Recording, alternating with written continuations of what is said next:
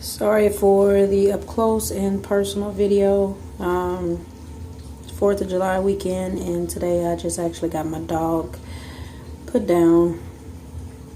I don't know if y'all seen it. Well, no, y'all haven't seen it yet because I have a lot of videos that I'm actually still uploading, but she was 11 and I don't know. Can I just have a minute with y'all? Because no, I don't want to cry. I don't want to get choked up. I'm just sitting here.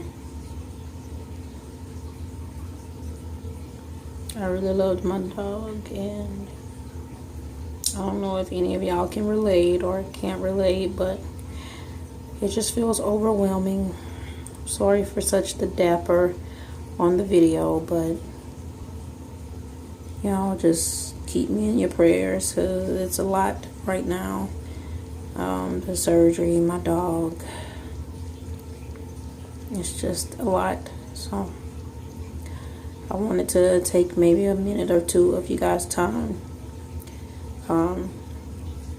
just to get that extra support. And don't worry, I have videos coming that aren't going to be so sad or so personal. I just have to finish editing them and uploading them. Okay.